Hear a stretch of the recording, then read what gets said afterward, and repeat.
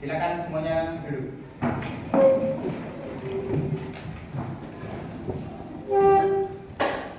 Baik, saat mulai. Assalamualaikum warahmatullahi wabarakatuh. Waalaikumsalam warahmatullahi wabarakatuh. Apa kabar kalian pagi hari ini? Alhamdulillah, hebat bersemangat. Oke. Adakah yang bisa mendeskripsikan apa yang kalian rasakan saat ini? Perwakilan saja. Yuk. Senang. Senang. Satu lagi, Kak Hilwa senang, Kak Edina. Saya bahagia. Saya bahagia. Baik, terima kasih. Senang dan bahagia. Baiklah anak-anakku sekalian, jadi untuk pembelajaran kita biar menyenangkan, kemudian bisa kondusif dan aktif juga dalam pembelajaran. Jadi hari ini kita akan sama-sama menyusun keyakinan kelas kita sebagai pedoman kita dalam pembelajaran yang akan kita lakukan. Ustadz sudah berikan sticky note di masing-masing kalian. Silakan tulis keyakinan apa yang akan kalian harapkan dalam pembelajaran ke depan. Silakan mulai sekarang ditulis apa saja. Jangan berpikir salah benar. Yang penting apa menurut kalian itu menjadi keyakinan, itu silakan ditulis. Boleh satu kata, boleh lebih dari satu kata.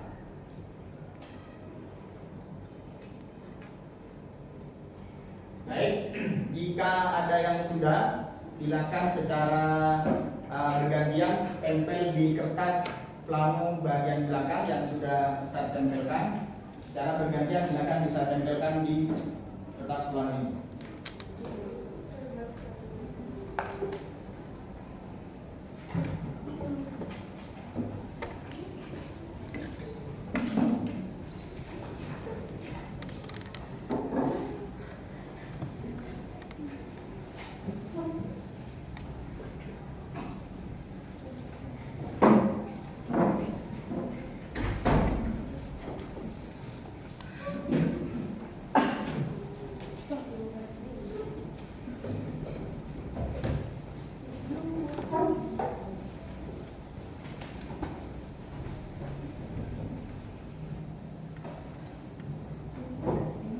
Oke, kalau sudah silakan bisa kembali ke tempat duduknya masing-masing.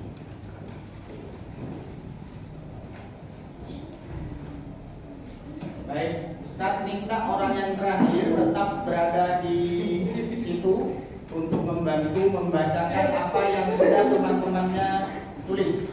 Yang paling terakhir, silakan Pak dibaca dari paling atas sampai paling bawah. Keyakinan kelas berkata baik, menghormati guru, peduli kepada teman, berkata baik, berseragam lengkap, mengucap salam, semangat belajar, izin ketika meninggalkan kelas, lemah lembut, bersikap sopan, bersosialisasi, berkata baik, lemah lembut, berkata baik dan sopan, mendengarkan guru, aktif berpendapat.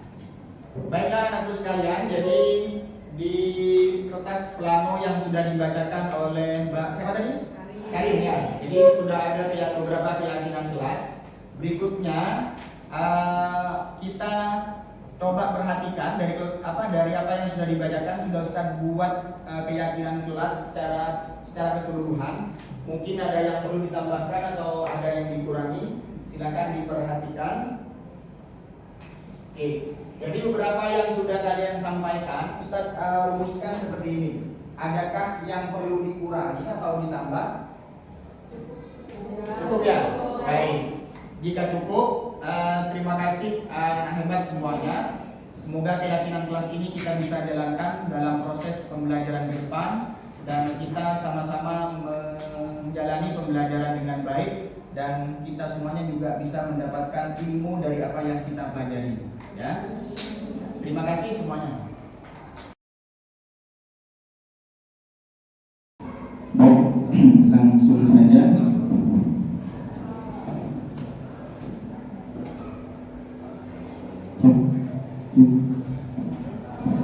Bismillahirrahmanirrahim. Assalamualaikum warahmatullahi wabarakatuh. Waalaikumsalam warahmatullahi wabarakatuh. Alhamdulillah. Pertama saya ucapkan terima kasih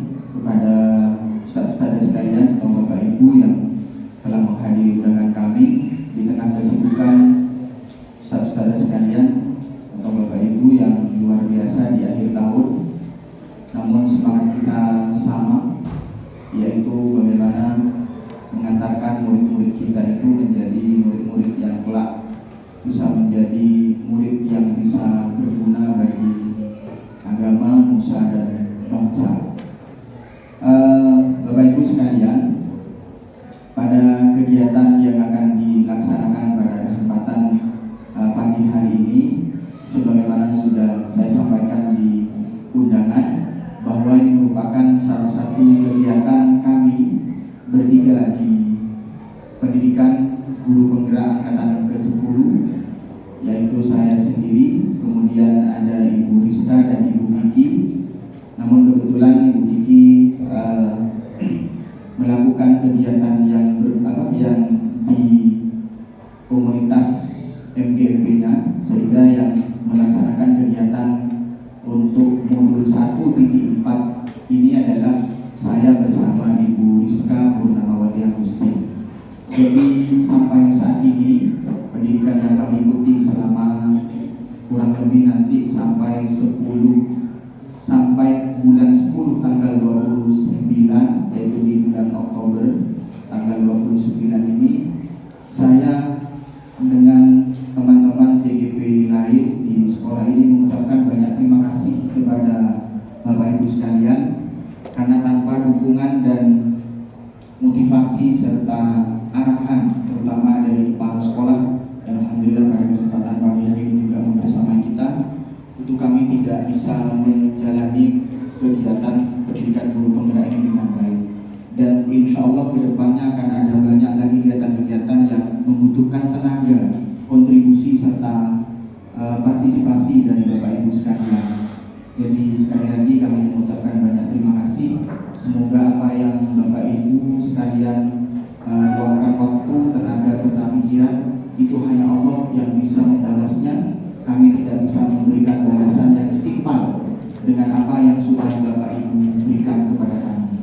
Dan yang paling penting Bapak Ibu sekalian, selama kami mengikuti program pendidikan guru penggerak angkatan 10 ini, kami harus banyak belajar betul dari Bapak Ibu sekalian, karena kami menyadari ketika diberikan guru penggerak, kami tidak ada apa-apanya, kami tidak memiliki ilmu yang sehebat dan seluar biasa Bapak Ibu sekalian. Jadi kami ibarat anak kecil yang masih belajar untuk merangkak, kemudian belajar untuk berdiri dan kemudian berjalan. Itu yang bisa kami sampaikan kepada Bapak Ibu sekalian di awal pertemuan pada kegiatan diseminasi budaya positif, yang insya Allah materi ini juga Bapak Ibu sekalian sudah dapatkan banyak di luaran, baik di pembelajaran melalui seminar maupun pembelajaran mandiri di platform Merdeka Mengajar. Namun kita tetap akan memperdalami pada kesempatan kali ini dengan secara berkolaborasi. Nanti saya dengan Ibu Rizka akan secara berjanjian menyampaikan beberapa materi yang berkaitan dengan budaya positif ini.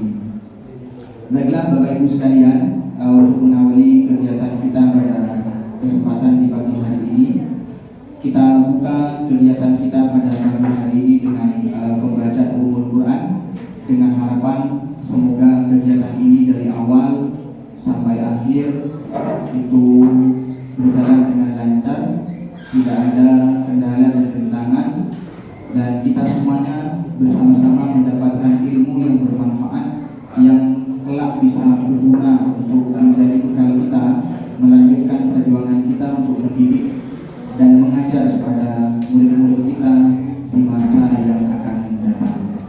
Bapak Ibu sekalian, marilah kita buka acara pada kegiatan pagi hari ini dengan pembacaan Al-Quran. Al-Fatihah.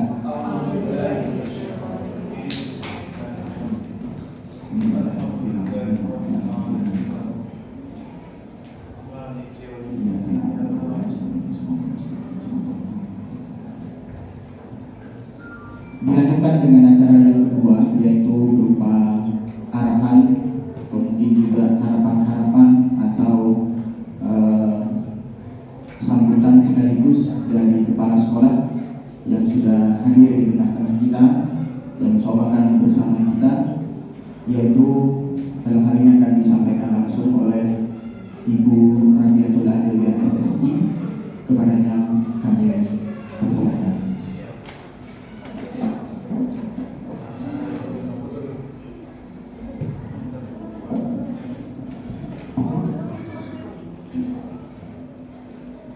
izin duduk ya, satu-satu. Bismillahirrahmanirrahim. Assalamualaikum warahmatullahi wabarakatuh. Waalaikumsalam warahmatullahi wabarakatuh. Alhamdulillah, alhamdulillah,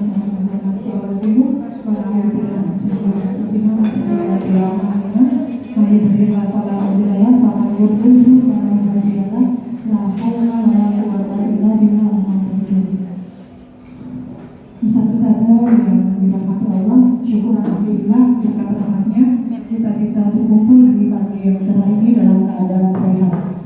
Salawat dan salam semoga berkah limpahkan pada junjungan besar Nabi Muhammad SAW. Baik, terima kasih atas kesempatan yang diberikan oleh guru penggerak yang insya Allah akan melaksanakan simulasi hari ini.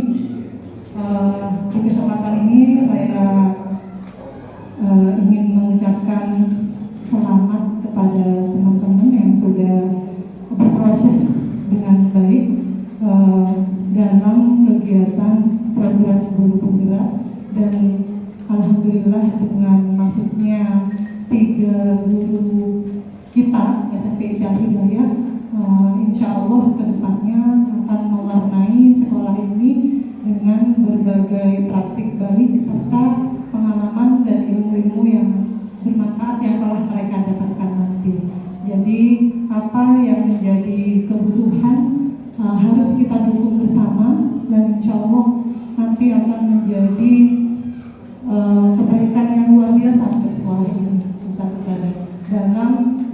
Dalam kenyataannya di era sekarang ini banyak hal yang terkadang di luar pemikiran kita. Jadi harus ada program-program yang dimana kita juga menyesuaikan dengan perkembangan zaman. Itu pun terkadang ilmu yang kita peroleh 2 bulan lalu atau 6 bulan lalu ada perubahan yang tiba-tiba mendadak. Nah, hal ini bagaimana kita menyikapinya? Maka harus terus belajar. Contoh, kemarin yang ke Surabaya itu kan ternyata saya mengikuti workshop pembebasan. Nah, ada pretest post-test. Di situ ada tentang rapor pendidikan. Saya senang sekali nih, karena sudah melaksanakan aksi nyata. Sudah dapat 4 sertifikat tentang rapor tersebut. Nah, dengan PD-nya saya menjawab IRB ya, identifikasi, refleksi, benahi. Ternyata jawaban saya salah seperti itu. Padahal itu ilmu yang saya tangkap. Bahkan pembinaan pengawas juga seperti itu, begitu. Jadi begitu cepatnya perubahan itu, ternyata jawaban yang benar adalah IRBB seperti itu. Jadi ada benahi apa, dan satunya benahi implementasi kayak gitu. Begitu cepatnya ya berubah, padahal PD-nya ya wah ini karena 100 ini pretestnya kayak gitu. Ternyata di luar dugaan seperti itu. Maka contoh kecil itu menjadi pengalaman untuk saya untuk selalu update begitu. Meskipun tidak harus setiap saat kita buka YouTube-nya kementerian, tidak ya. Tapi minimal kita paham seri 1 kementerian apa, seri terakhir, ternyata sudah episode ke-26, 26 apa, di rapat itu apa, seri kedua itu apa. Minimal kita tahu di permukaannya begitu. Karena 1, kita sekolah penggerak angkatan 1, ya nomor 2, memang tantangannya ke depan penyesuaian itu yang harus kita lakukan. Makanya saya berpesan ke teman-teman sekalian, selama masih ada di sekolah, manfaatkan ilmu yang ada untuk mengupgrade diri. Apalagi sudah ada PNS, sudah tidak butuh dibimbing lagi. Bahkan saya merasa terkadang tidak cukup waktu untuk mengawal di grup yang ada PSP 1 SMPIT yang dulu PMN kita ada terus. Itu mau nulis sudah tidak sempat lagi teman-teman. Padahal sudah alhamdulillah sudah 21 sertifikat. Cuma kadang sudah mau ngurusi itu sudah pindah ke pekerjaan lain, dan tantangan kita ke depan yaitu kita mengupgrade diri bagaimana nantinya di 2024-2025 kita berupaya duraker nanti mendapatkan memusyawarahkan program-program apa nanti yang akan kita jual. Jadi menjadi brandingnya seperti itu. Meskipun tidak harus melihat sekolah lain kok sudah melejit, tidak harus patokannya itu. Tapi ada ATM-nya, amati, tiru, dan modifikasi. Mungkin kita akan bermain di modifikasinya itu. Nah, kesempatannya gimana untuk mengupgrade diri? Ya salah satunya di momen-momen para guru penggerak ini mendesimasikan hasil dari lokal-lokalnya. Seperti itu saudara. Tapi ya itu harus bersabar karena memang meluangkan waktu untuk belajar seperti itu. Mungkin itu dari saya. Terima kasih untuk kesempatannya. Saya kembalikan lagi ke panitia. Assalamualaikum warahmatullahi wabarakatuh.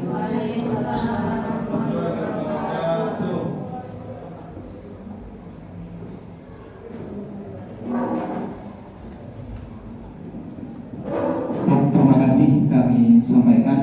Itulah beberapa hal tadi yang menjadi motivasi bagi kita semua, sekaligus menjadi arahan bagi kita semua bahwa seorang guru itu sebagaimana layaknya manusia pada umumnya, kita tidak akan pernah terlepas dari satu kata dari awal kita lahir di dunia sampai nanti kita kembali ke liang atau liang lahat, yaitu adalah kata belajar. Itu tidak pernah selesai sampai kapanpun. Saya dulu pernah berpikir ketika kuliah, nanti setelah saya kuliah saya selesai belajarnya karena saya sudah menjadi guru. Ternyata tidak, bahwa kita terus menerus akan belajar dan belajar. Karena bagaimanapun dunia ini terus berkembang dan namanya perkembangan itu akan terus melakukan inovasi berupa pembaruan yang itu kita butuh adaptasi dan belajar bersama-sama. Baiklah Bapak Ibu sekalian, berikutnya biar suasananya kita tidak tegang, kita silakan berdiri dulu di tempat masing-masing. Di luar, ya di area sini Bapak Ibu sekalian bisa berpindah. Kita santai saja, tidak perlu merasa keluar dari sini. Silakan boleh di luar sini. Berhadapan dulu. Ya, berhadapan dulu. Tapi silakan berhadapan dulu. Nah. Jangan menghadap sama guru sudah berakhir, menghadap ke saya.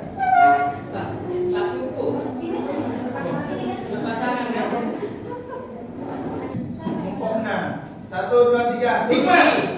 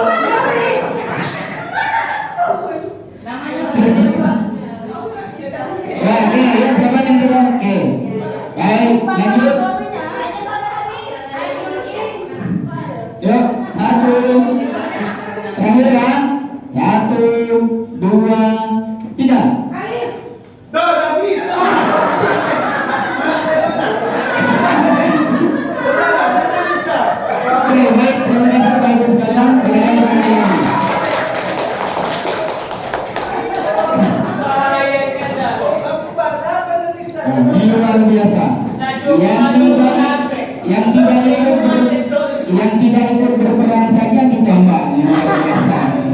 Oke, baik. Bapak Ibu sekalian, ini kalau saya lihat bersama Bu Rizka, dari apa yang sudah Bapak Ibu lakukan, harusnya anak-anak kita kesehariannya begitu. Jadi ketika ingin belajar, usahakan kondisi dalam diri anak itu dalam kondisi yang benar-benar menyenangkan, fresh. Jadi tidak ada hal-hal yang kemudian merasuki pikiran mereka sehingga mereka kemudian tidak fokus dalam pembelajaran. Kadang-kadang seperti itu. Ya, baik Bapak Ibu sekalian, berikutnya kita masuk pada kegiatan kita. Jadi pertama, kira-kira apa kesepakatan kelas yang akan kita lakukan pada hari ini? Tidak usah banyak-banyak, yang penting kita lakukan dari awal sampai akhir. Apa kira-kira? Sama dengan yang kemarin. Yang kemarin itu tepat waktu. Tadi alhamdulillah sebelum jam undangan yang ditentukan sudah hadir semua. Terutama Pak Wagub paling awal, luar biasa. Kemudian yang kedua, silakan aktif ya dalam pembelajaran. Sepakat Bapak Ibu sekalian? Oke, yang terakhir, jika ada kepentingan Bapak Ibu boleh meninggalkan ruangan ini, dan kalau sudah selesai boleh kembali lagi. Karena kita memang berada di tengah kesibukan kita sebagai seorang guru, punya kewajiban untuk sekolah, jadi boleh meninggalkan. Jika selesai sudah bisa kembali lagi. Termasuk salah satu contohnya tadi Pak Darwisya, dan alhamdulillah kebetulan tertembak paling awal ya, karena tidak tahu tidak apa. Baiklah Bapak Ibu sekalian, jadi itu 3 kesepakatan kita. Kita lanjut pada pokok pembahasan kita pada kesempatan pagi hari ini. Jadi ada sekitar 6 materi yang akan kita belajar bersama-sama ya. Bukan berarti kita yang paling tahu, yang paling paham, dan kita belajar bersama-sama Bapak Ibu. Nanti kalau dari saya maupun Ibu Rizka ada kesalahan, silahkan Bapak Ibu bisa mengkoreksinya. Ya, dari paradigma tentang perubahan paradigma pembelajaran, kemudian ada budaya positif dan nilai kebajikan, kemudian berikutnya ada berkaitan dengan kebutuhan dasar manusia dan motivasi kita melakukan tindakan. Kemudian juga ada posisi kontrol, kemudian juga ada keyakinan kelas, yang terakhir adalah segitiga restitusi. Ya, jadi itu yang akan kita pelajari bersama-sama. Siap Pak Iskandar ya? Siap. Wah, luar biasa. Baik. Bapak Ibu sekalian, kita masuk di pegangan kita yang pertama. Ini saya dapatkan ketika ruang kolaborasi dari salah satu teman saya. Ini luar biasa menarik bagi saya. Didiklah anak-anak kita itu sesuai dengan pesanannya. Karena anak kita itu atau mereka itu tidak sedang hidup di zaman kita. Berarti kira-kira kalau dari kata-kata ini, apa yang sebetulnya ingin disampaikan oleh salah satu sahabat Rasulullah SAW? Apa kira-kira Bapak Ibu sekalian?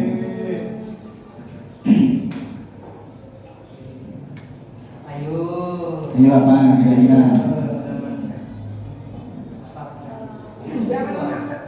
Jangan, ya silakan Ibu Nurki. Jangan memaksakan diri seperti apa yang kita alami dulu. Jangan memaksakan diri seperti apa yang kita alami dulu.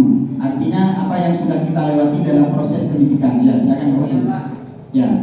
Jadi kita dalam menghadapi kehidupan itu tidak boleh statis, artinya harus dinamis sesuai dengan kebutuhan pada saat itu. Jadi kalau kita fokus statis dengan apa yang dulu pokoknya seperti ini, kita zaman sudah berkembang, kita harus belajar lagi bagaimana menentukan sikap dan membawa ranah kebaikan di berkembangnya teknologi.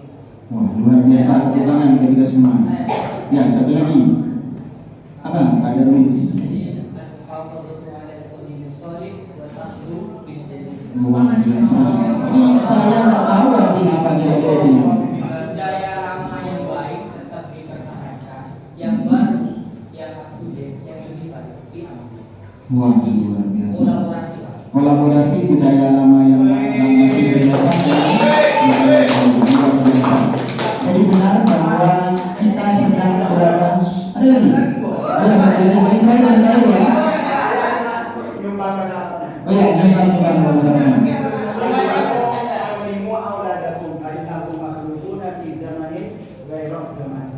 Wah, artinya sama ya, Pak? Wah, sama, luar biasa. Jadi kita di era sekarang itu sudah mengikuti era digital. Jadi semua pembelajaran dan mendidik anak itu harus sudah disesuaikan dengan kondisi perkembangan yang ada. Maka kemudian Ki Hajar itu menitik beratkan dua hal. Satu adalah pendidikan yang mengarah pada kodrat alam anak. Yang kedua adalah kodrat zaman.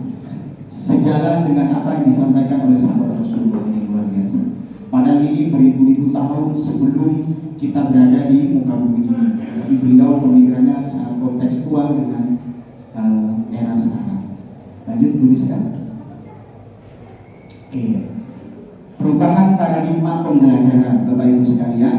Ini masih berkaitan dengan tadi bahwa di era sekarang kita diharapkan untuk merancang pembelajaran kita itu untuk melaksanakan pembelajaran yang berdiferensiasi. Ada yang masih ingat atau sudah paham semua diferensiasi itu apa? Bu Ovi, Bu Mila mungkin. Jadi saya bantu ingatkan. Jadi pembelajaran berdiferensiasi itu meliputi tiga hal. Bisa diferensiasi berdasarkan berdasarkan konten materi yang akan kita ajarkan, bisa berdasarkan proses yang kita lakukan dalam pembelajaran, dan yang terakhir bisa diferensiasi berdasarkan produk atau hasil pembelajaran. Artinya tidak menyamakan semua anak dalam konteks pembelajaran. Artinya menyesuaikan dengan tingkat kesiapan belajar mereka, sehingga anak itu bisa kemudian belajar sesuai kebutuhannya, Bapak Ibu. Itu sesuai dengan teori pendidikan psikologi pendidikan modern, yang harapan terakhirnya adalah P3, bukan partai berbeda, adalah profil pelajar Pancasila, yang dimensinya itu kalau tidak salah ada 6, Bapak Ibu. Yang pertama, beriman dan bertakwa kepada Tuhan Yang Maha Esa dan berakhlak mulia. Yang kedua, berkebinekaan global. Yang ketiga, mandiri, bergotong royong, bernalar kritis dan kreatif. Jadi itu yang ingin dituju Bapak Ibu sekalian. Jadi di era sekarang itu bagaimana kita mampu melahirkan anak-anak yang memiliki profil pelajar Pancasila. Next, Bu Rizka. Baik. Ini miskonsepsi tentang teori kontrol, Bapak Ibu. Apakah kita masih berada di miskonsepsi ini atau sudah beranjak? Yang pertama, jadi yang pertama itu guru itu sepenuhnya bisa mengontrol murid. Kemudian yang kedua adalah bagaimana itu tindakan kita ketika menekan anak-anak, mengatur anak-anak sesuai dengan keinginan kita tanpa memperhatikan apa keinginan mereka, itu bisa kemudian menguatkan karakter mereka. Itu ilusi yang kedua. Kemudian yang ketiga, bahwa orang dewasa itu, kita dengan murid kita, itu berhak untuk memaksa terhadap mereka dalam tanda kutip, dalam tanda artian. Itu tiga ilusi kita yang sebenarnya. Next. Bapak minta tolong Pak Rofiki yang pertama ke samping ya Pak, bacanya ke samping.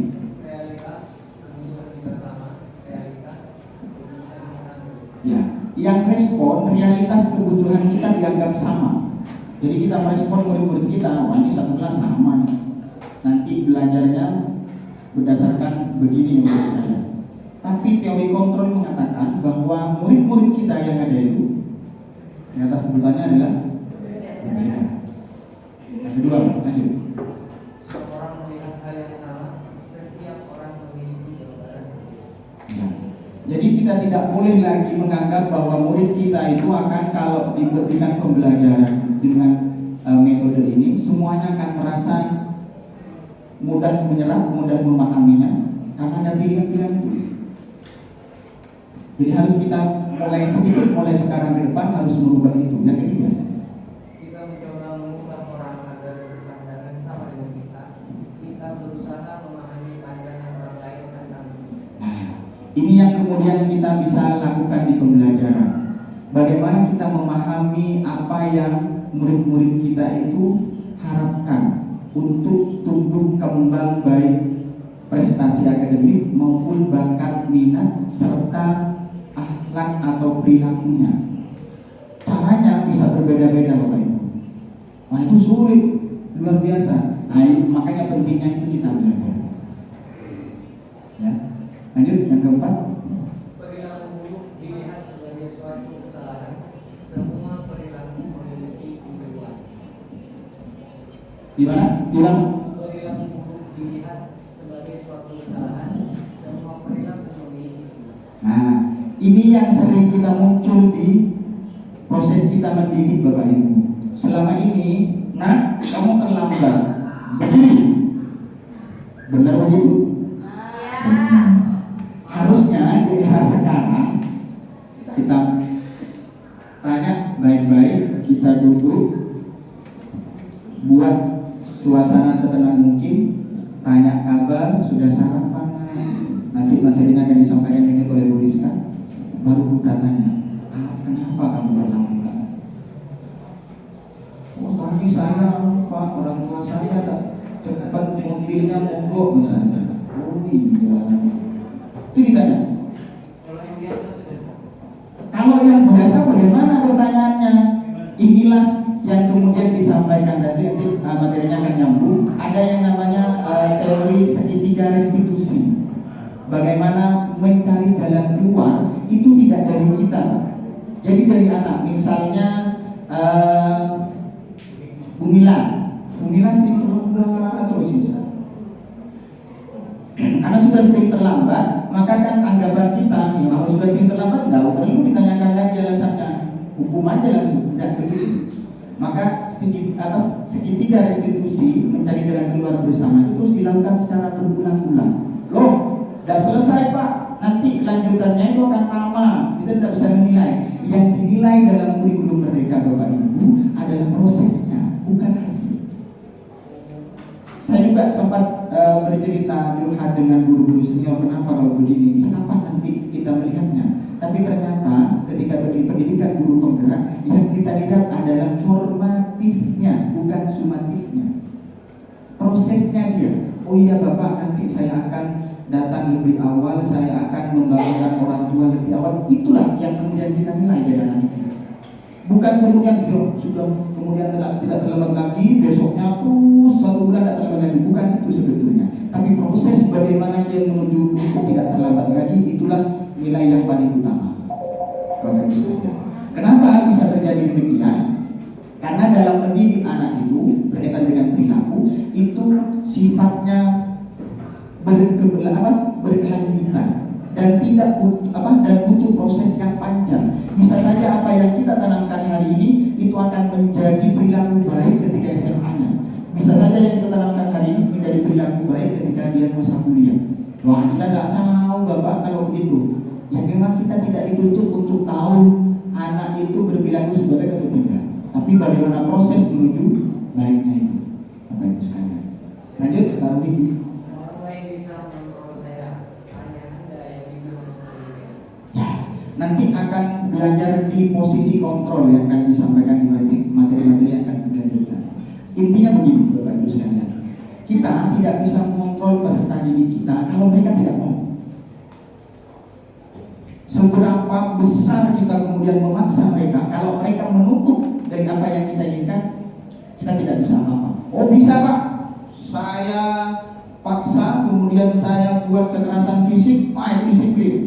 Ingat Bapak Ibu sekalian, itu sifatnya sementara dan akan menimbulkan dendam yang itu akan terus dia ingat sampai nanti dia dewasa. Memang itu efektif. Saya pendidikan Pak, saya jemur, setelah itu dia kemudian anaknya jadi baik. Itu sementara Bapak Ibu. Mungkin saja ketika ada Bapak Ibu, tapi setelah Bapak Ibu tidak ada, dia akan mengulangi perilaku yang sama. Dan itu yang paling berbahaya Bapak Ibu sekalian, rasa dendam dan emosi yang tertanam pada diri anak itu. Dan itu akan diingat bahwa guru saya yang namanya A itu pernah menghukum saya di depan kantor dan diterima matahari yang panas. Selamanya dia tidak akan pernah bisa dihapus. Kenapa Bapak Ibu? Karena saya pernah didirikan itu di bawah di bendera di sekolah, padahal saya tidak melakukan kata-kata umpatan terhadap kelas yang sampingnya. Sampai sekarang saya ingat gurunya namanya bla bla bla bla. Sampai sekarang saya ingat Bapak Ibu. Karena panas Bapak Ibu. Jam 11:12 iman sih di sekolah saya. Saya ingat guru itu. Satu. Yang kedua, saya pernah ditempeleng gara-gara tidak masuk 2 hari.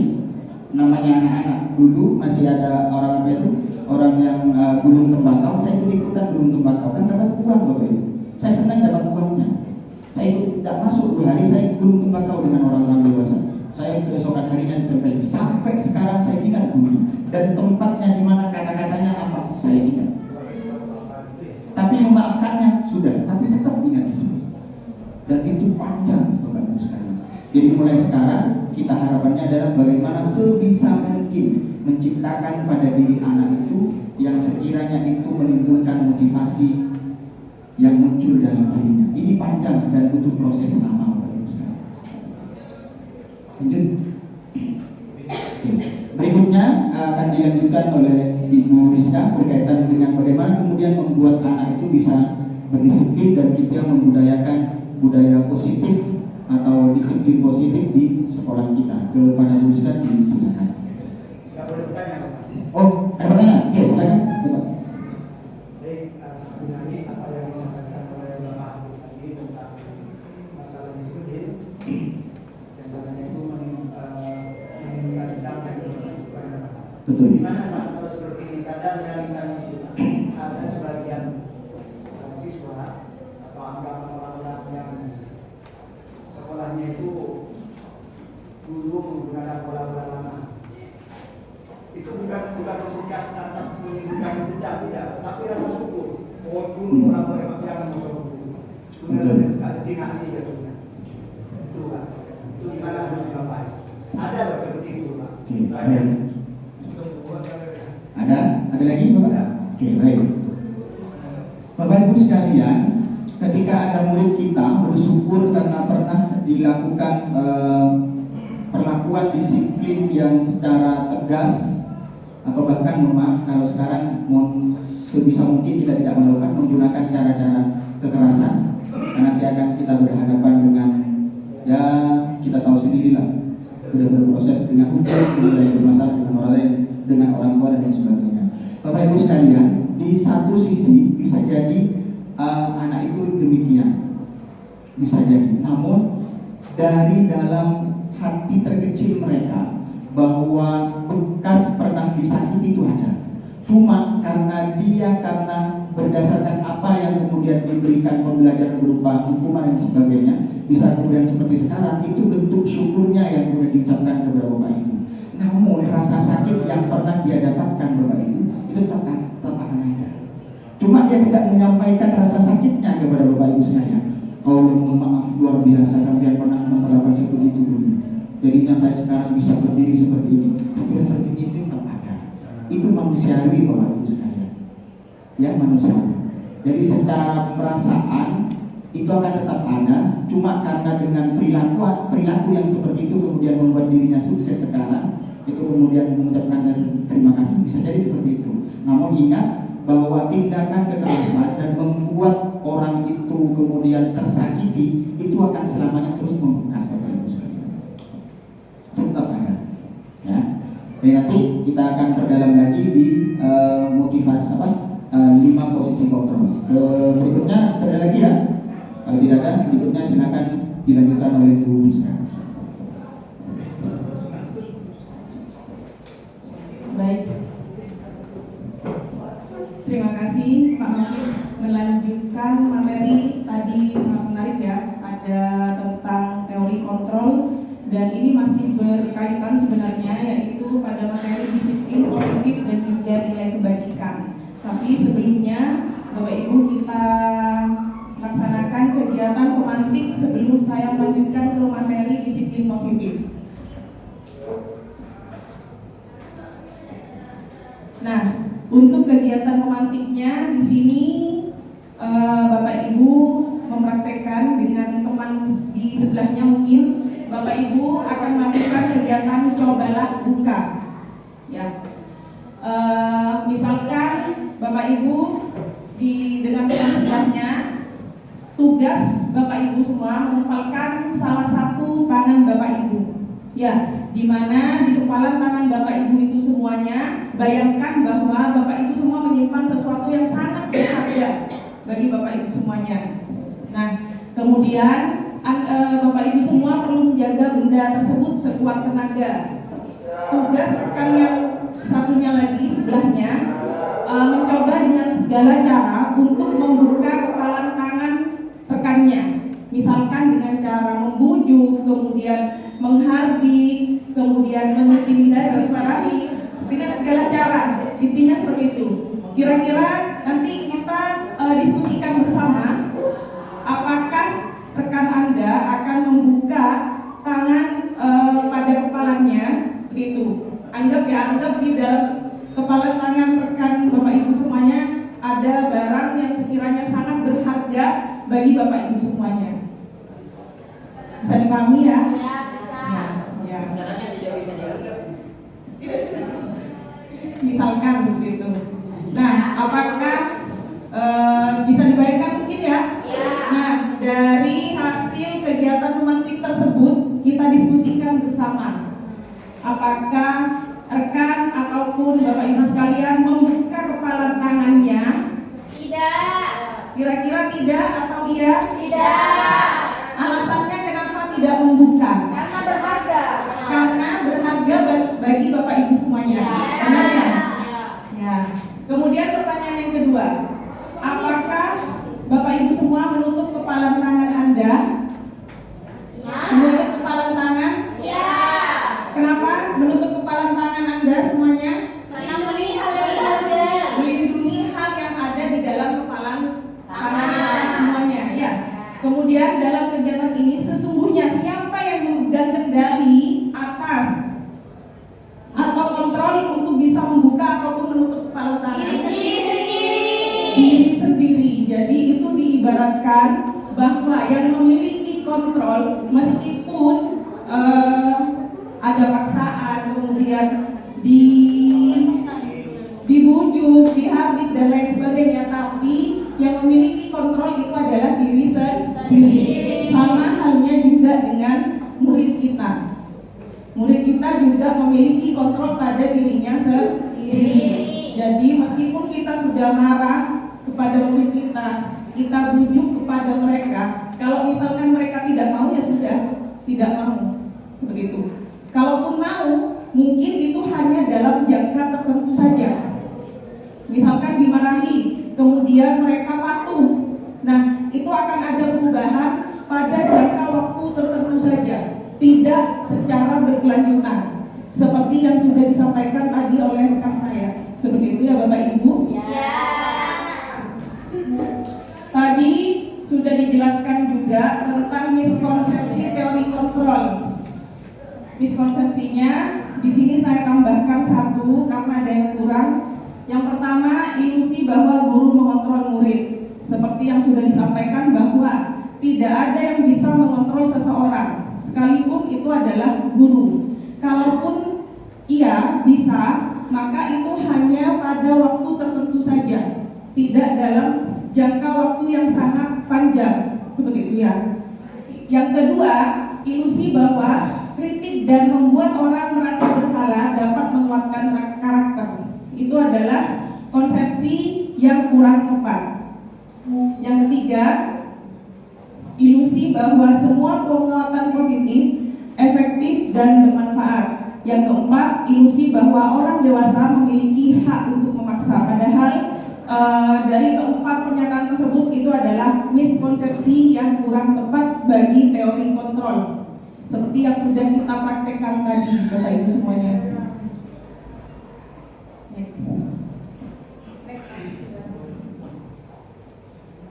Ya, selanjutnya saya jelaskan tentang disiplin positif. Mungkin berbicara tentang kata disiplin itu selalu berkaitan dengan yang namanya aturan, tata tertib yang harus diikuti oleh peserta didik atau murid. Padahal tidak seperti itu. Kata disiplin di sini berasal dari bahasa Latin disciplina ya, yang artinya adalah belajar. Kemudian juga berasal dari akar kata yang sama, yaitu murid atau pengikut. Jadi untuk menjadi seorang murid atau pengikut, seseorang tersebut harus paham betul mengapa mereka mengikuti ajaran tertentu, sehingga motivasi yang terbangun itu adalah motivasi yang dari dalam dirinya atau motivasi intrinsik tanpa paksaan dari orang lain. Itu yang diharapkan yang terjadi pada disiplin positif. Dengan kata lain, seseorang memiliki disiplin berarti mereka bisa bertanggung jawab terhadap apa yang dilakukannya karena mereka mendasarkan tindakan mereka pada nilai-nilai kebajikan universal. Nanti akan dijelaskan tentang beberapa macam nilai-nilai kebajikan universal. Jadi diharapkan disiplin positif ini bukan aturan yang memaksakan kepada murid, tetapi karena mereka sadar atas atau juga kemauan dari dalam dirinya sendiri atau berasal dari motivasi intrinsik, itu yang diharapkan. Tadi sudah dilaksanakan teori kontrol bahwa memang paksaan, kemudian bujukan, hardikan dan lain sebagainya itu efektif hanya pada saat itu juga, tetapi tidak akan efektif dalam jangka waktu yang lama, hanya efektif pada waktu tertentu saja. Setelah itu nanti akan ada pengulangan yang sama dari murid kita. Jadi harapannya murid-murid kita bisa melaksanakan disiplin positif berasal dari motivasi intrinsiknya. Nah, beberapa nilai kebajikan universal yang diharapkan, yang sering kita ketahui biasanya ada profil pelajar Pancasila. Ada 6 dimensi di dalamnya, yaitu beriman bertakwa kepada Tuhan Yang Maha Esa dan berakhlak mulia, kemudian mandiri, bernalar kritis, berkebinekaan global, bergotong royong dan kreatif. Ternyata di pendidikan guru penggerak itu banyak sekali nilai-nilai kebajikan universal yang ada selain dari profil pelajar Pancasila. Harapannya dari kegiatan disiplin positif tersebut, anak-anak bisa melaksanakan nilai-nilai kebajikan universal yang sudah disebutkan ini. Ada juga IBO dengan sikap muridnya adalah toleransi, rasa hormat, kemudian integritas, mandiri dan lain sebagainya. Itu contoh-contoh dari nilai kebajikan universal. Harapannya dari motivasi intrinsik yang dijalankan pada kegiatan disiplin positif itu, anak-anak bisa memiliki nilai-nilai kebajikan universal tersebut. Jadi ini contoh-contohnya Bapak Ibu. Saya hanya menyebutkan sebanyak 4 saja karena memang banyak sekali nilai-nilai kebajikan universal. Selain dari 4 ini, ada juga beberapa. Nah, ini juga ada petunjuk seumur hidup, keterampilan hidup ada dapat dipercaya, kurang lebihnya sama sebenarnya dengan nilai-nilai kebajikan yang lain. 9 pilar karakter, ada cinta Tuhan dan segenap ciptaannya, kemandirian dan tanggung jawab, hormat dan santun, toleransi, kedamaian dan kesatuan. Dan nilai kebajikan universal yang lain, ada petunjuk seumur hidup dan keterampilan hidup dan lain sebagainya. Ya, mungkin itu saja untuk materi disiplin positif dan juga nilai kebajikan universal dari saya. Selanjutnya melanjutkan materi ketiga. Pertanyaan. Oh, pertanyaan.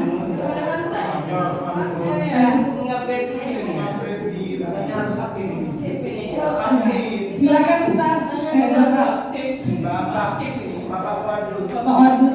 Oke, pertanyaan. Ini nanti berlanjut mungkin pertanyaan. Baik. Pertama adalah Bu Rizka. Ya.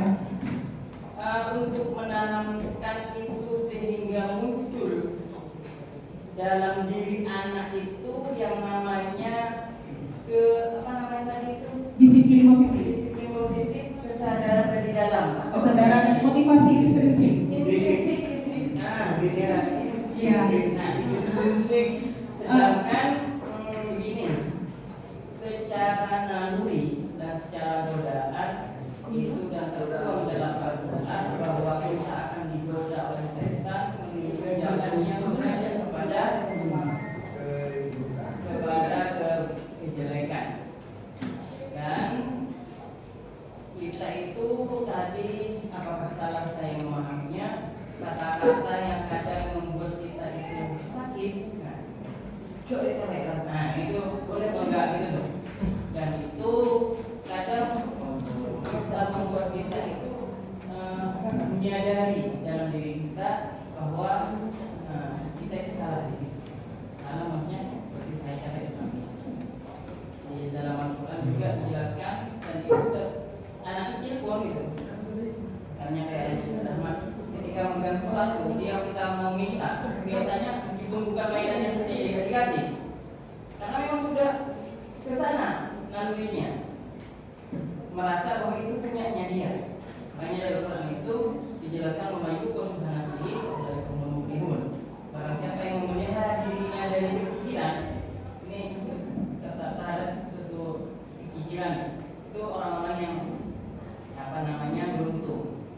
Nah, kita itu setan itu akan selalu mengajak kita kepada sesuatu yang negatif pastinya. Dan biasa-biasa negatif itu menyenangkan.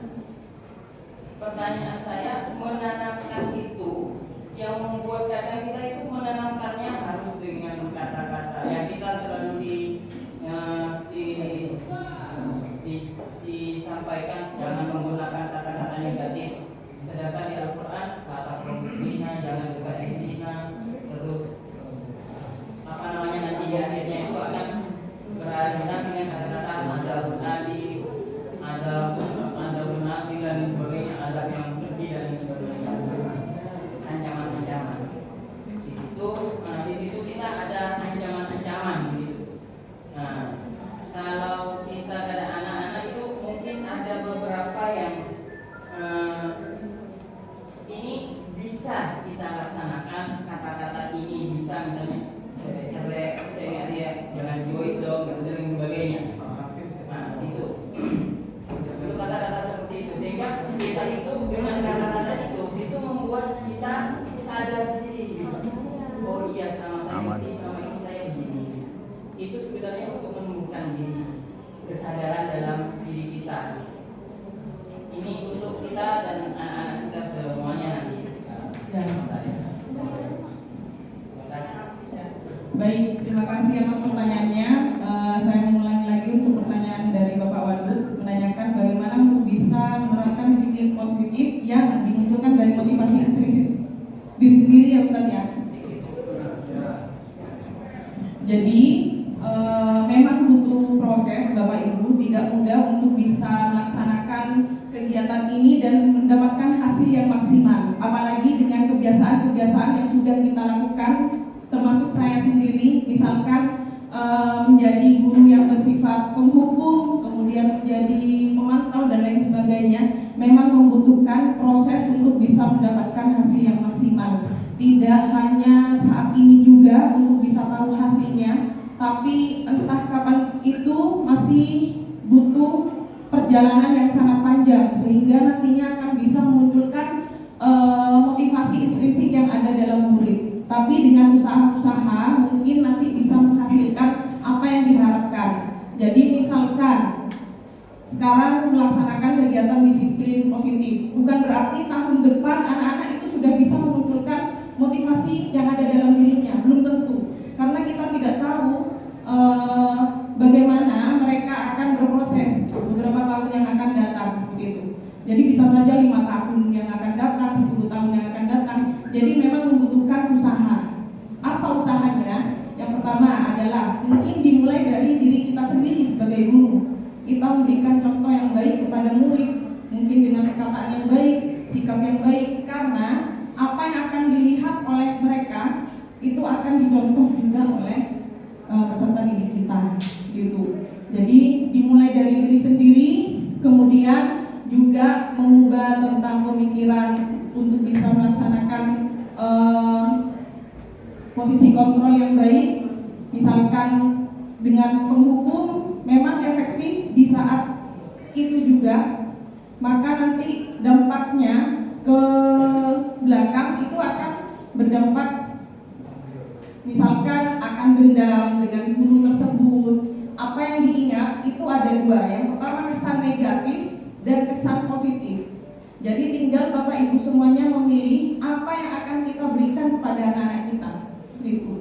Jadi kalau misalkan kesan positif, mungkin rasa yang ada dalam diri murid, mereka akan merasa senang, kemudian merasa jika bertemu guru tersebut itu akan merasa dihargai dan dihormati, saling memiliki dan lain sebagainya. Sedangkan kesan negatifnya, jika memang kita berperan sebagai penghukum, dampaknya mungkin saat mereka lulus, mereka tidak akan mempedulikan kita sebagai guru, menyapa pun tidak akan, sepertinya seperti itu, karena mereka sudah punya rasa dendam. Jadi usaha-usaha yang perlu dilakukan itu adalah dimulai dari kita, bagaimana untuk bisa menjadi guru yang memberikan kesan positif tersebut. Kemudian dilanjutkan dengan usaha-usaha lain, tahapan-tahapannya nanti akan dijelaskan di beberapa materi terakhir kita nanti, Ustaz, seperti itu, Ustaz. Ada dengan keyakinan kelas, kemudian juga menjadi posisi kontrol yang seperti apa, kemudian juga ada yang namanya tahapan segitiga restitusi, nanti akan disampaikan oleh saya beserta Bapak Hafiz. Oke, baik, luar biasa Bapak Ibu sekalian. Jadi diskusinya menarik karena yang berkaitan dengan disiplin positif, ya, berkaitan dengan disiplin positif yang sudah disampaikan oleh Bu Rizka tadi, termasuk dengan nilai-nilai kebajikan universal. Intinya nilai kebajikan itu adalah nilai-nilai yang tumbuh dan berkembang dalam kehidupan kita sehari-hari, yang itu menjadi pegangan kita dalam bertindak. Itu secara singkatnya, ya. Kalau disiplin tadi diartikan bagaimana proses belajar sikap dan perilaku serta memperbaikinya dari kesalahan, itu merupakan disiplin positif itu sendiri. Dilanjut, Bu Rizka.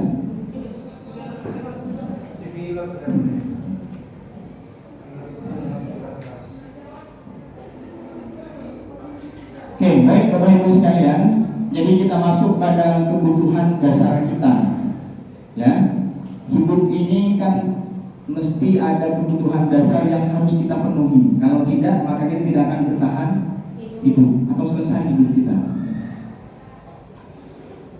Di sini ada 5 kebutuhan dasar kita sebagai manusia. Dimulai dari yang pertama, itu adalah bertahan hidup.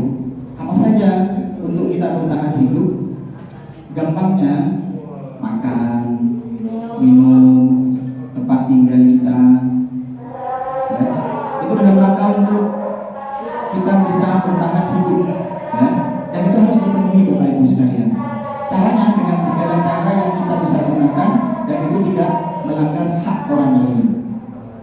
Kemudian yang kedua adalah berkaitan dengan apa yang kedua? Kasih sayang. Kasih sayang. Wah, ini luar biasa.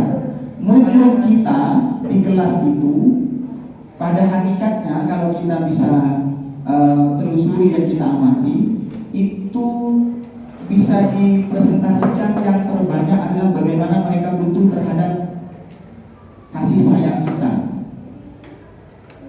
Kenapa? Karena bisa jadi mereka selama proses pembelajaran itu mereka juga ingin diperhatikan oleh kita. Tidak hanya sebatas mendapatkan ilmu saja, tapi bagaimana perlakuan kita terhadap mereka. Sehingga yang pertama itu adalah bagaimana kita menerima mereka, kemudian kita memperlakukan mereka sebaik mungkin. Itu kebutuhan dasar yang kedua. Sedangkan kebutuhan dasar yang ketiga apa, Bu?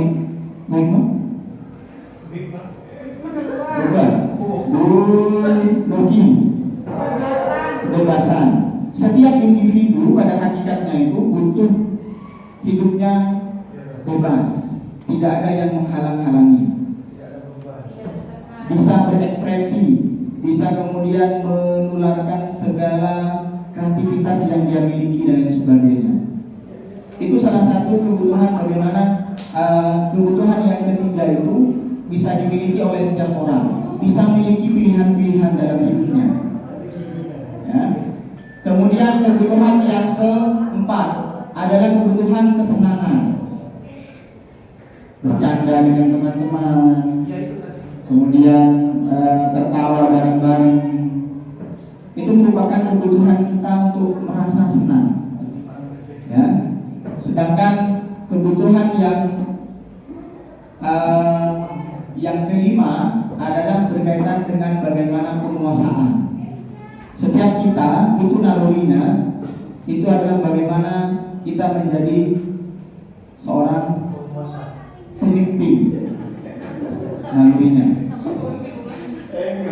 Ya.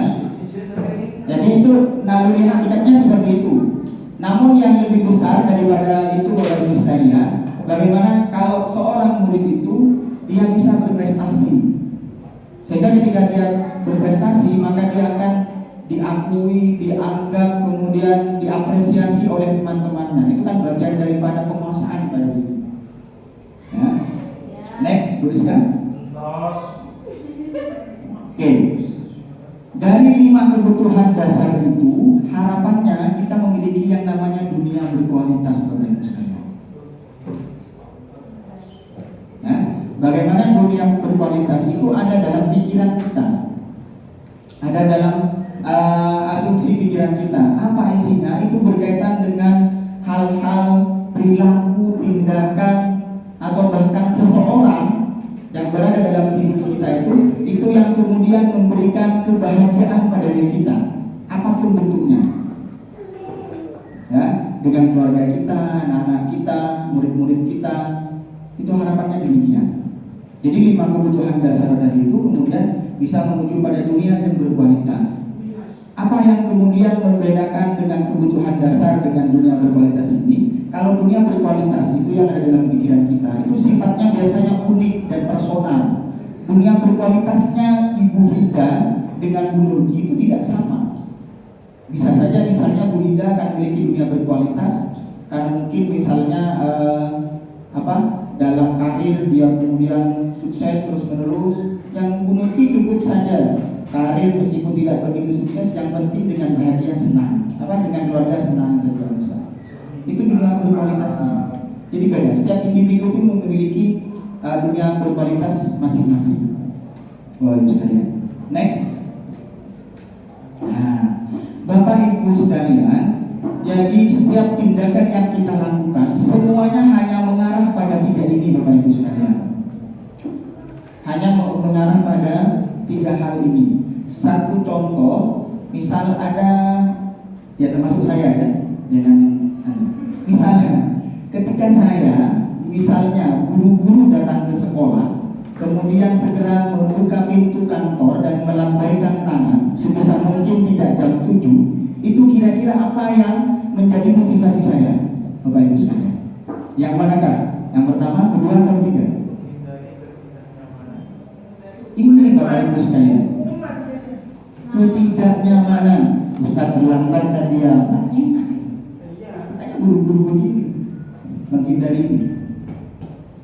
Potong sama ibu. Misal yang kedua, Potong sama ibu. apalagi dipotong Mas Buru, makin gak enak ini. Bensin nih kamu ini. Ya makanya. Kemudian yang kedua Bapak Ibu sekalian, setiap tahun kemudian kita hafalan, kok 30 juz. Setelah itu hafalan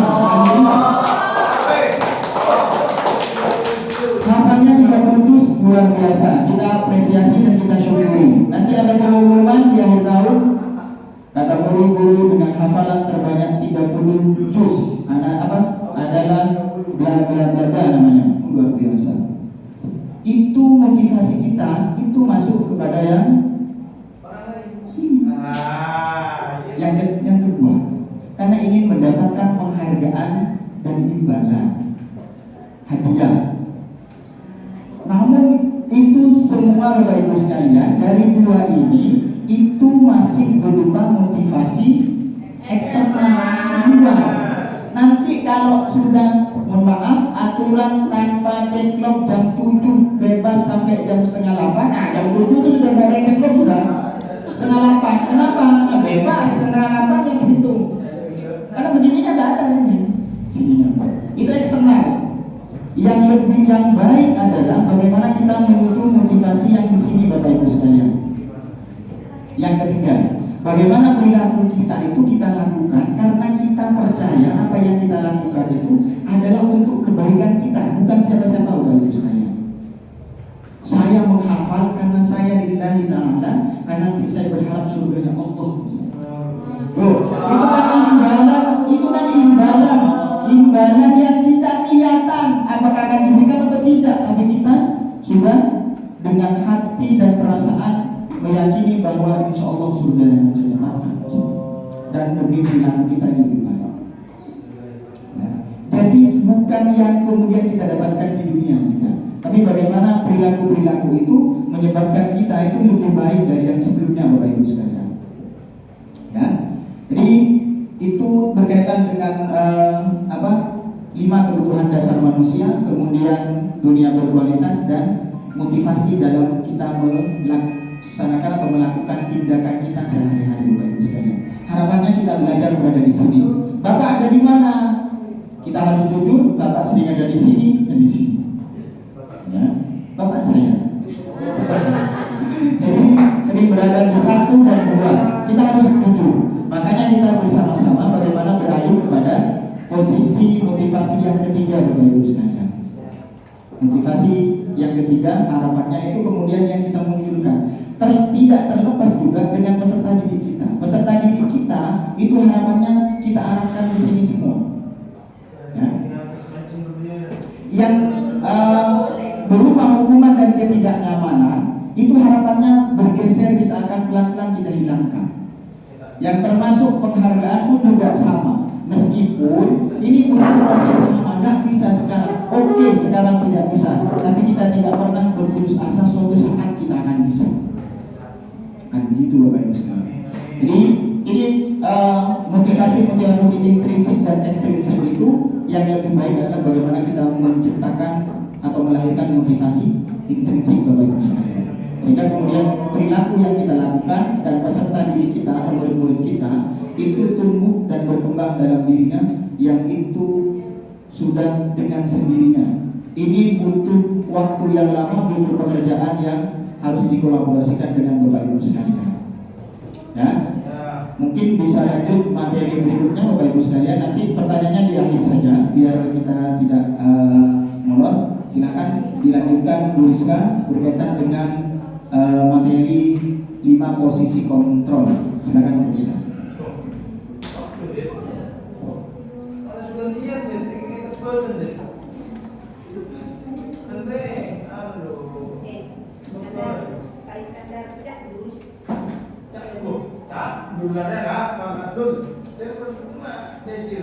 Ya baik, kita lanjutkan dulu ke materi berikutnya, yaitu 5 posisi kontrol. Nanti kita lihat ada di posisi manakah Bapak Ibu dan saya sendiri khususnya.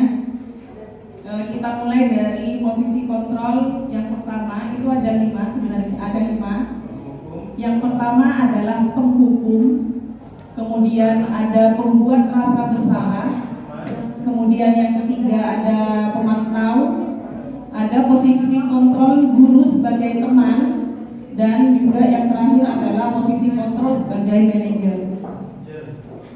Yang pertama adalah posisi guru sebagai penghukum. Seorang penghukum biasanya akan menggunakan hukuman fisik maupun verbal, bisa fisik ataupun kata-kata. Orang-orang yang menjalankan posisi penghukum biasanya mengatakan bahwa sekolah memerlukan sistem atau alat yang lebih menekan murid lebih dalam lagi. Biasanya perkataan yang sering dikatakan oleh guru sebagai posisi kontrol penghukum itu adalah patuh mematuhi aturan saya atau diawasi. Kemudian dengan sikap fisiknya itu identik dengan menunjuk itu, dan juga memiliki rasa emosi pada murid ya jika posisi kontrol sebagai penghukum. Apakah ini ada di Bapak Ibu semuanya? Kira-kira tidak ya? Saya yakin semua Bapak Ibu tidak memiliki posisi kontrol sebagai penghukum. Oh, tergantung. Ya. Tidak digunakan. Jadi bergantung dengan keadaannya Pak ya. Nah, kira-kira apa hasil yang akan didapatkan oleh murid? Hasil yang didapatkan oleh murid, maka murid itu akan merasa marah meskipun tidak ditampakkan kepada guru tersebut dan memiliki dendam kepada guru tersebut karena merasa sakit hati karena sudah dimarahi, apalagi di tempat umum. Biasanya seperti itu. Bisa jadi sesudah dimarahi oleh Bapak Ibu sekalian, mereka akan duduk dan mencoret-coret apa yang ada di hadapan mereka. Bisa saja kertas, kemudian meja dan lain sebagainya. Yang lebih parah lagi, karena mereka masih emosi dan dendam dengan apa yang sudah dilakukan Bapak Ibu semuanya, maka akan mencoret-coret sepeda motor yang ada di parkiran. Bisa saja seperti itu ya. Jadi itu akibat dari posisi kontrol sebagai penghukum, karena seperti yang sudah disampaikan bahwa kalau misalkan memaafkan mungkin sudah, tapi rasa sakit itu akan berbekas, biasanya akan selalu diingat sampai kapanpun. Ya, jadi yang akan diingat biasanya guru yang menyenangkan dan guru yang sering marah-marah atau guru yang memberikan hukuman dan lain sebagainya seperti itu.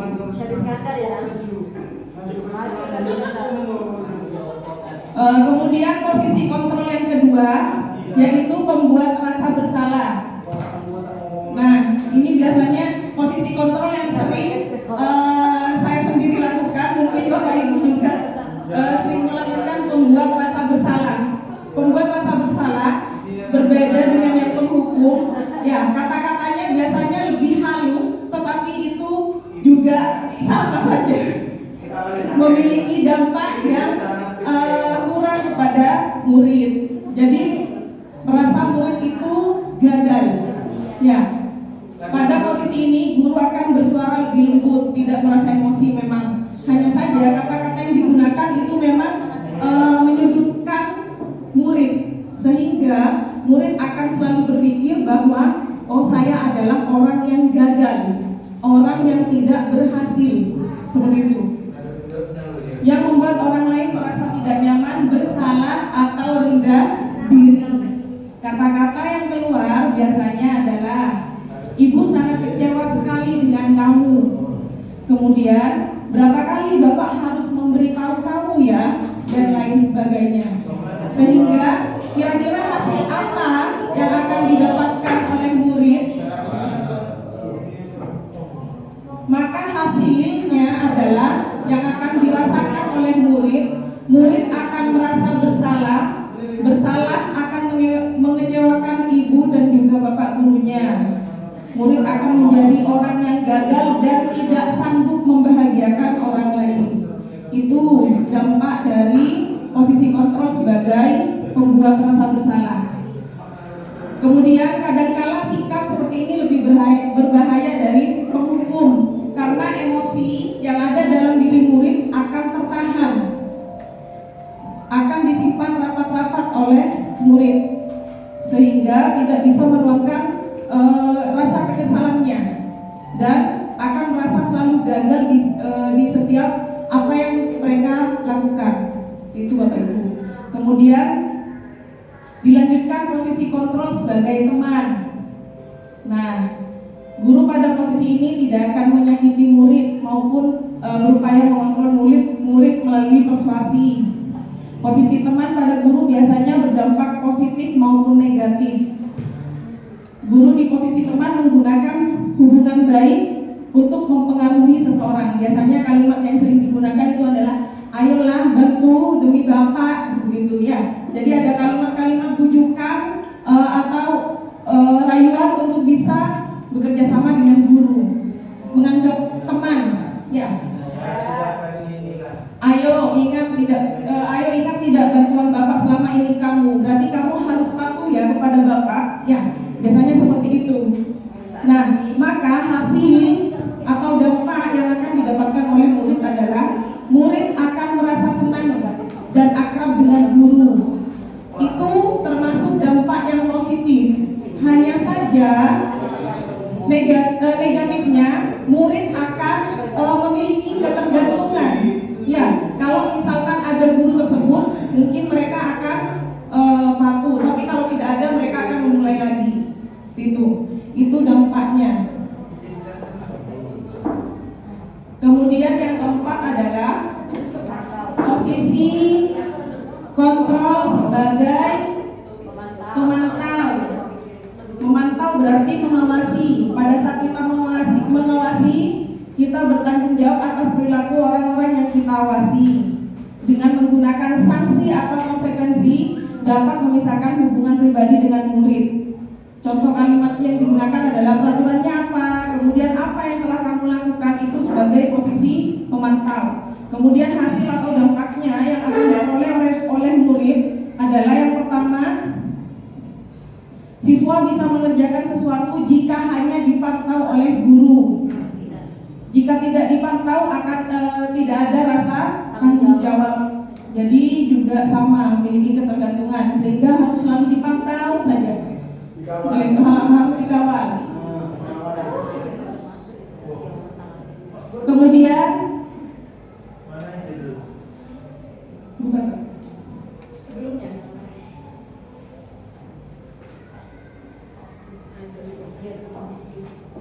Kemudian tidak melihat arti dari sebuah peraturan karena selalu dikaitkan dengan konsekuensi. Kalau misalkan tidak mengerjakan, ada konsekuensinya. Jika ini tidak ada, maka akan ketergantungan dengan yang namanya konsekuensi. Seperti itu. Dan yang terakhir adalah posisi kontrol sebagai manajer. Posisi ini di mana guru berbuat sesuatu bersama dengan murid, mempersilahkan murid untuk bisa mempertanggungjawabkan hasilnya, mendukung murid untuk menemukan solusinya dari permasalahan tersebut. Ya, jadi kita menanyakan kira-kira bagaimana untuk bisa menyelesaikan permasalahan ini. Jadi murid memiliki kesadaran untuk bisa menyelesaikan permasalahan. Bukan kita yang harus membantu, tapi ada motivasi dalam diri murid untuk bisa menyelesaikan permasalahan tersebut. Itu yang diharapkan, yaitu posisi kontrol yang kelima, yaitu menjadi manajer. Hasil yang didapatkan adalah murid bisa bertanggung jawab atas perbuatannya. Kemudian juga murid akan sadar dengan kesalahan yang dilakukan. Yang ketiga, murid belajar untuk bisa berkomitmen. Jadi dengan kita sebagai manajer, maka kita bisa sharing atau menanyakan tentang permasalahan yang terjadi apa. Kemudian apakah tindakan yang dilakukan salah. Kemudian mencari solusi dengan murid. Jadi membantu murid untuk bisa menyelesaikan permasalahannya sendiri, bukan malah kita yang mengatur murid untuk bisa kamu harus menjadi seperti ini, kamu harus menjadi seperti itu. Seperti itu harapannya Bapak Ibu. Dan yang terakhir adalah dengan kesadaran diri tersebut dari murid, diharapkan murid tidak akan mengulangi lagi kesalahannya. Nah, itu 5 posisi kontrol guru. Harapannya kita sama-sama belajar untuk bisa menjadi posisi kontrol manager, meskipun memang kita lebih sering menjadi penghukum atau pemantau ataupun juga teman. Mungkin nanti seiring berjalannya waktu bisa untuk membiasakan sehingga ada motivasi dalam diri anak untuk bisa menyelesaikan permasalahan. Kalaupun kita menjadi pemantau, mungkin hari ini selesai. Tapi atas kesadaran diri melalui posisi kontrol manager, harapannya menjadi tujuan utama kita, yaitu disiplin positif. Seperti itu ya Bapak Ibu semuanya. Nah, berikutnya akan ada permainan. Bapak Ibu semua akan menjawab dari kalimat yang diucapkan oleh slide yang di depan. Jadi akan ada contoh kalimatnya. Bapak Ibu semua mencoba menjawab kira-kira posisi kontrol apa yang sedang dilakukan. Oke, siap. Bisa semuanya ya? Siap. Nah, kita mulai dari kalimat yang pertama. Kalimat pertama, saya kecewa sekali dengan kamu. Kira-kira pembuat rasa bersalah. Kita lihat jawabannya, membuat rasa bersalah. Kalimat yang kedua, yaitu kamu tidak pernah benar melakukannya. Menghukum. Kira-kira posisi kontrol apa yang ada pada kalimat berikut? Kamu tidak pernah benar melakukannya. Yang benar adalah pemantau. Gak apa-apa, kita coba di kalimat ketiga. Kalimat ketiga, posisi kontrol apakah apa rencanamu untuk menyelesaikan masalahnya? Manajer, dan jawabannya adalah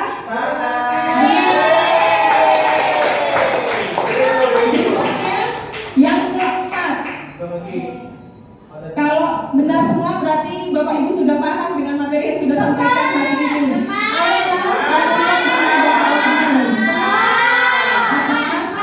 Teman, jawabannya adalah sebagai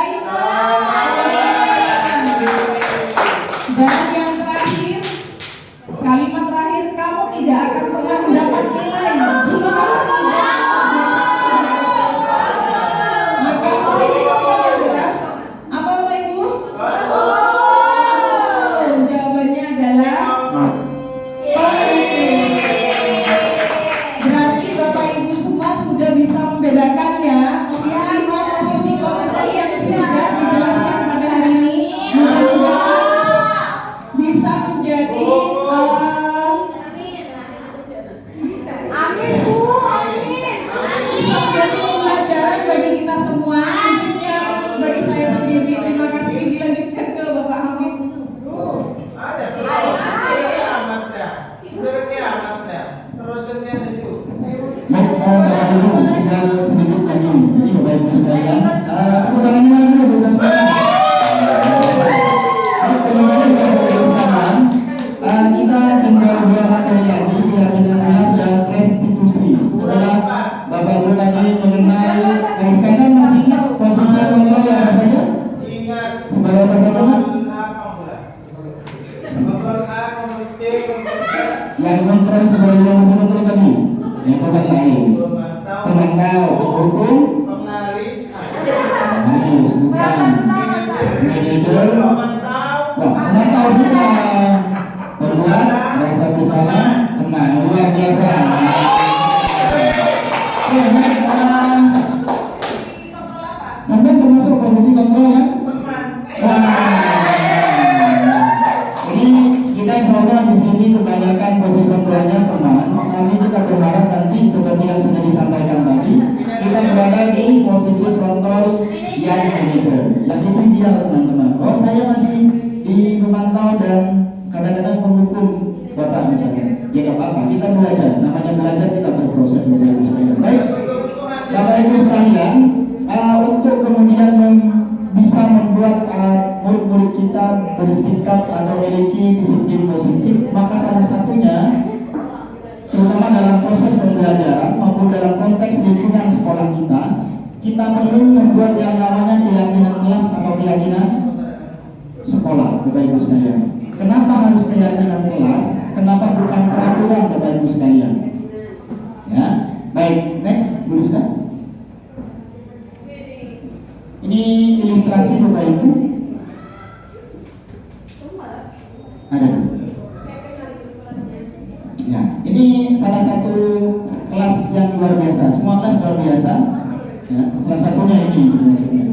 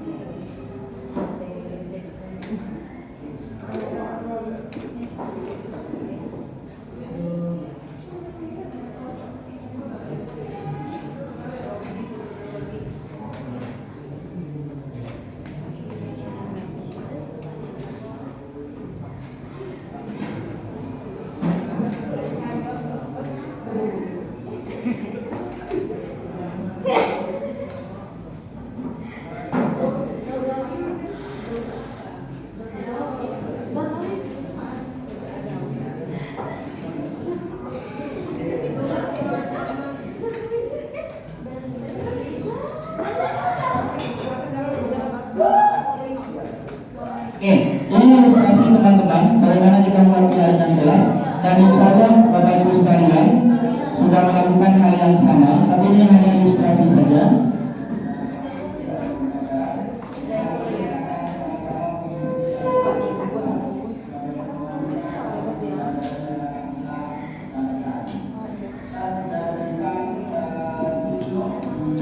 Di sini anak harapannya diberikan kebebasan oleh Bapak Ibu sekalian apa yang mereka inginkan dalam proses pembelajaran.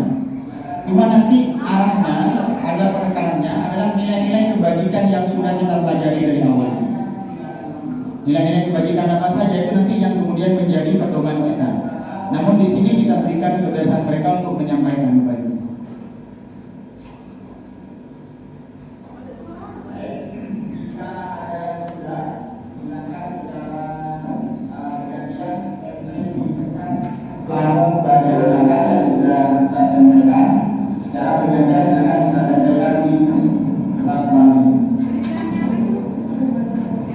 Ini adalah bagaimana proses mereka menyampaikan segala pendapat atau keinginannya selama melaksanakan proses pembelajaran yang akan kita lakukan.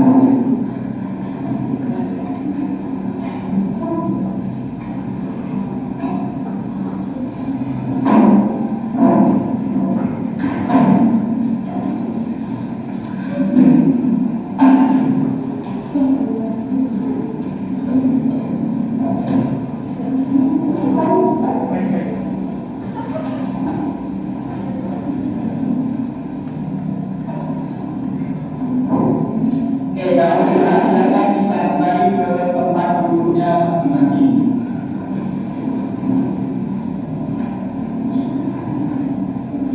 Baik, sekarang kita orang yang terakhir tetap berada di situ untuk membantu membacakan apa yang sudah teman-temannya tulis. Baik, silakan dibaca dari paling atas sampai paling bawah. Keyakinan kelas berkata baik, menghormati guru, peduli kepada teman, berkata baik, berseragam lengkap, mengucap salam, semangat belajar, izin kepada dalam kelas, lemah lembut, bersifat sopan, bersosialisasi, berkata baik, penuh lembut, berkata baik dan sopan, mendengarkan guru, berpendapat. Baiklah, secara umum dilakukan selama yang sudah dibacakan oleh Mbak Sari. Akhirnya, video terakhir yang beberapa kelas. Berikutnya, kita coba menanyakan dari apa yang sudah dibacakan.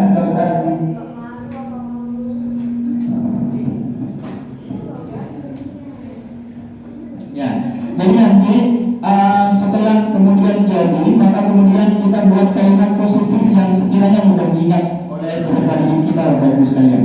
Harapannya tidak terlalu banyak, yang penting anak-anak itu mudah memahaminya dan mudah untuk melaksanakannya. Yang jelas panduannya adalah nilai kebajikan yang ada di lingkungan sekolah kita, disiplin, toleran, religius misalnya. Itu kemudian menjadi acuan. Jadi kita bisa membimbing mereka ketika membuat kalimat positifnya, yang kemudian nanti dinamo menjadi keyakinan kelas yang kemudian kita bisa sepakati bersama-sama. Next, tuliskan. Bapak Ibu sekalian, kenapa dibuat keyakinan kelas? Karena alasannya yang 6 ini. Satu, itu sifatnya abstrak. Kemudian yang kedua, itu biasanya yang berkaitan dengan bagaimana nilai-nilai itu sifatnya secara universal, umum.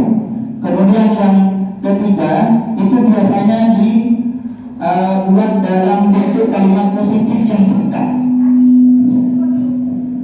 Sehingga kemudian kalau dibuat kalimat positif yang singkat itu anak-anak dengan mudah untuk memahaminya. Nah, kemudian yang ketiga itu berkaitan yang kita susun ketika dapat keyakinan kelas itu, harapannya itu yang bisa kita jangkau atau yang bisa kita gunakan atau kita bisa terapkan dalam pembelajaran kita sehari-hari. Jadi tidak perlu mulu-mulu Bapak Ibu sekalian. Dan yang paling penting di nomor 4 ketika melakukan peninjauan, keyakinan kelas ini tidak paten Bapak Ibu sekalian, bisa diubah dalam perjalanan waktu, menyesuaikan. yang terakhir, ini yang paling penting, libatkan semua murid. Minta pendapat mereka, karena semua murid itu bisa saja memiliki keinginan yang berbeda Bapak Ibu. Ya. Jadi libatkan semuanya agar mereka itu bisa berpartisipasi aktif dalam buat keyakinan kelasnya. Kemudian next, please kan? Ada sebelumnya sebelum.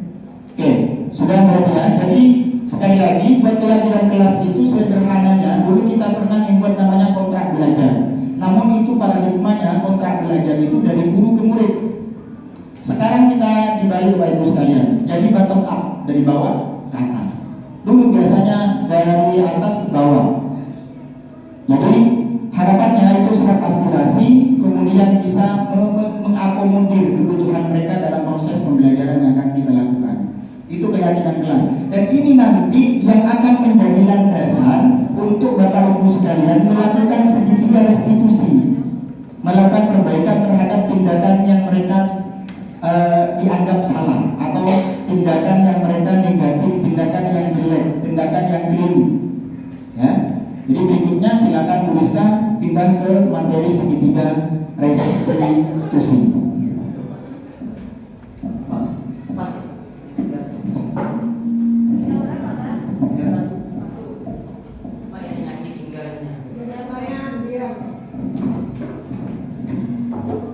Ya, baik, kita lanjutkan.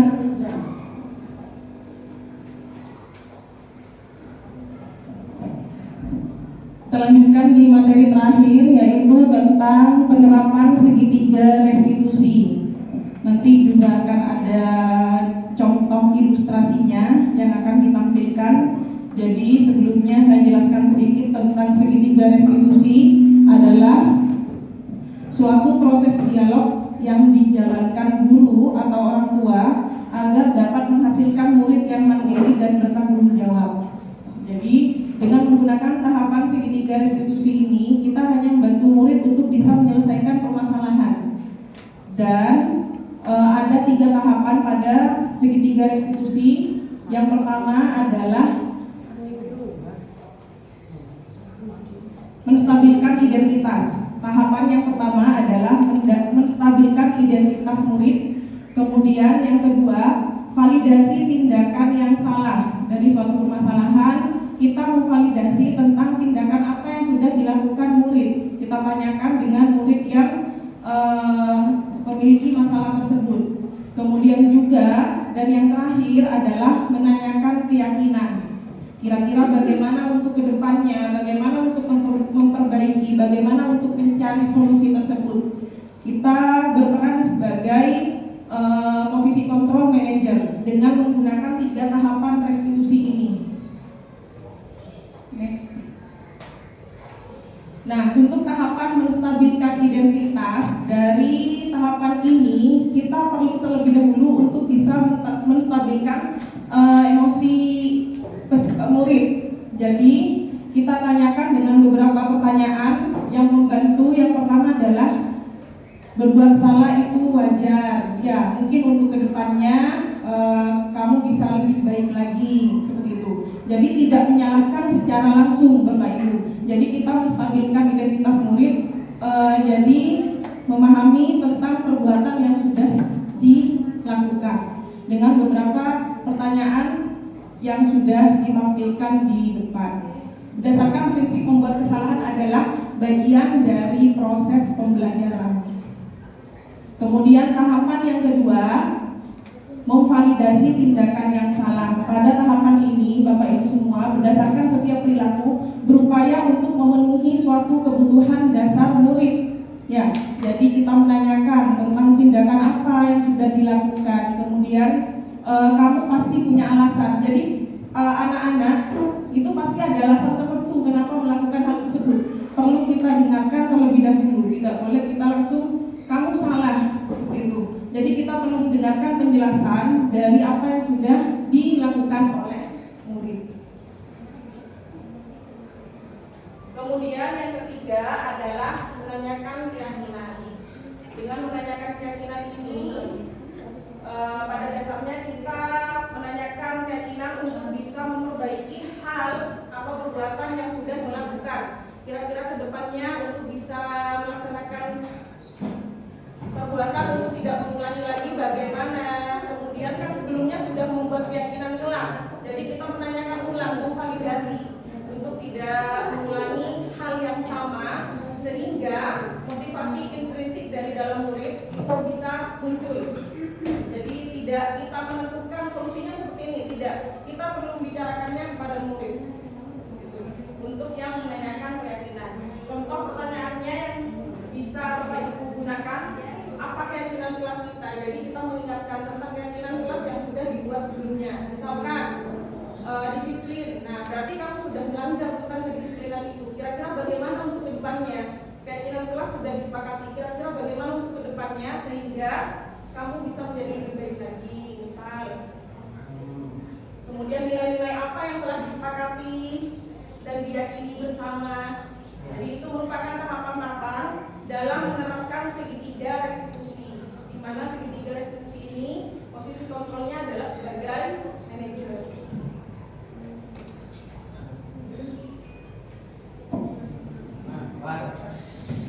Penutup kue kalau Ya, jadi akan saya tampilkan ilustrasi tentang pelaksanaan segitiga restitusi.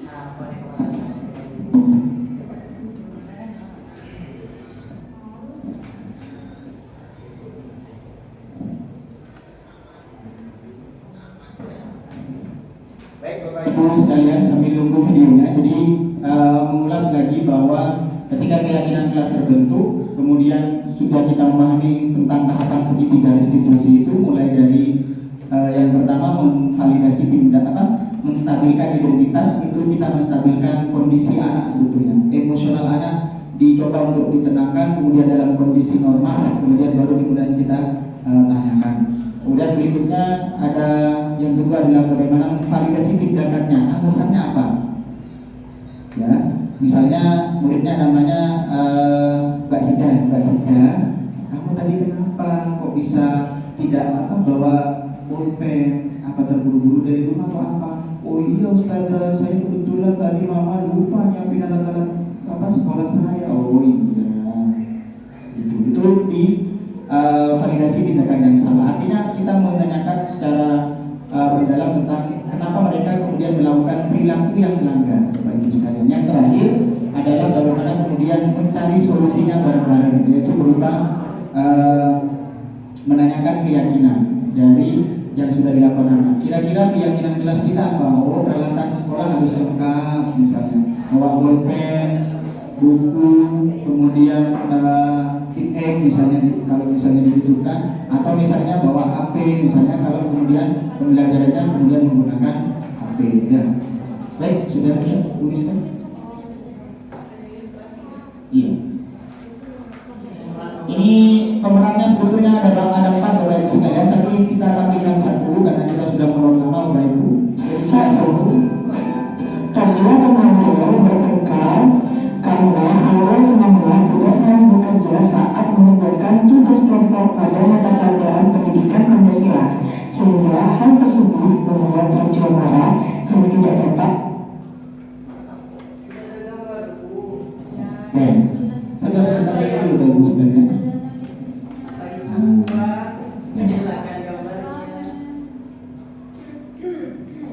Restitusi. Kasus 1. Raja dan Manuel bertengkar karena awal teman-teman tidak mau bekerja saat mengerjakan tugas kelompok pada mata pelajaran pendidikan Pancasila, sehingga hal tersebut membuat Raja marah dan tidak dapat menahan emosinya. Berikut penyelesaian masalah dengan menggunakan segitiga restitusi.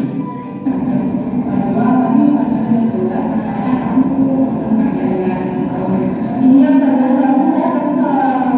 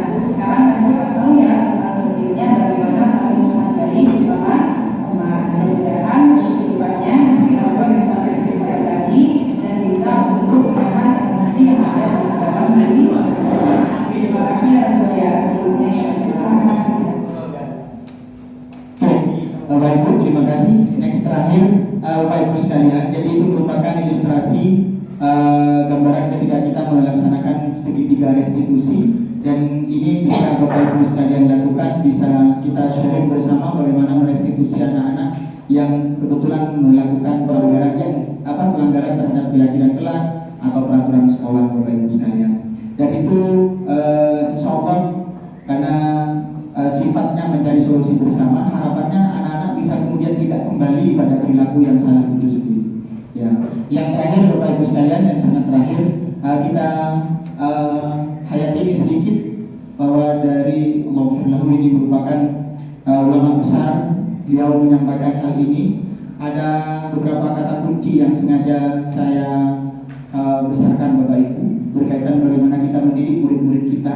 Kita dituntut untuk tidak berharap mereka menjadi orang yang pintar, orang yang begini. Tapi harapannya, karena itu kalau tidak kemudian tidak terjadi, khawatir kita nanti menyesal, marah. Kenapa kamu tidak pintar-pintar? Kenapa kamu tidak baik-baik? Dan itu akan menghilangkan rasa keikhlasan yang ada pada diri kita, Bapak Ibu. Apa yang beliau sampaikan pada berikutnya, kita diharapkan bahwa niat kita yang penting adalah mengajar.